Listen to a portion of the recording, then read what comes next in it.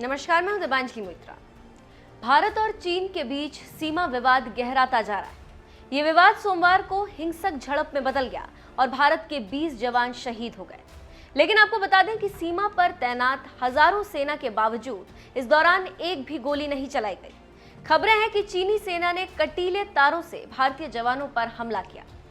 सीमा पर चीन और भारत जब भी आमने सामने होते हैं तो सिर्फ धक्का मुक्की ही होती। कोई जवान हथियार नहीं उठाता है, क्योंकि सीमा पर शांति बनाए रखने के लिए दोनों देशों के बीच कई अहम समझौते हुए। 1993 में नरसिम्हा राव के प्रधानमंत्री रहते चीन के साथ maintenance of peace and tranquillity समझौते पर दस्तखत हुए। 1996 में दोनों देशों के बीच कॉन्फिडेंस बिल्डिंग मेजर्स पर समझौता हुआ। 2005 में भारत चीन सीमावर्ती क्षेत्रों में वास्तविक नियंत्रण रेखा के साथ सैनिक क्षेत्र में विश्वास पैदा करने के उपायों को लागू करने के तौर तरीकों पर समझौता हुआ। इन तमाम समझौतों का उद्देश्य सीमा पर शांति बहाल करना ही था, जिसे आगे बढ़ाते हुए साल 2013 में मनमोहन सरकार ने भी चीन के साथ बॉर्डर डिफेंस कोऑपरेशन एग्रीमेंट पर दस्तखत किए, जिसमें कई प्रावधान।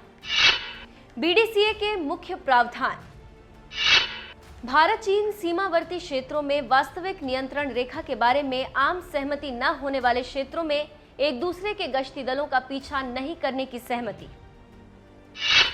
किसी पक्ष की कोई गतिविधि के बारे में शंका होने की स्थिति में दोनों पक्षों को अन्य पक्ष से स्पष्टीकरण मांगने का अधिकार।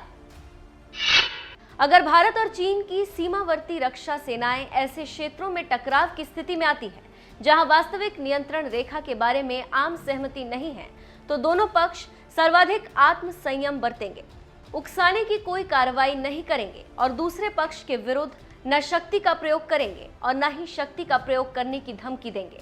एक दूसरे के साथ विनम्रतापूर्ण व्यवहार करेंगे और गोलीबारी या सशस्त्र संघर्ष का परिहार करेंगे।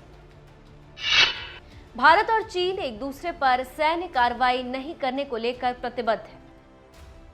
भारत और पाकिस्तान की सीमा पर अक्सर फायरिंग की खबरें आती हैं और आए दिन दोनों पक्षों के जवान भी मारे जाते हैं, जबकि चीन के साथ तनाव होने के बावजूद बात हाथापाई से आगे नहीं बढ़ती। बताते हैं 1975 में आखिरी बार भारत और चीन के सैनिकों के बीच गोली चली थी। इसमें कोई नुकसान नहीं हुआ था, मगर इसके बाद से अब तक कोई ऐसी घटना नहीं हुई।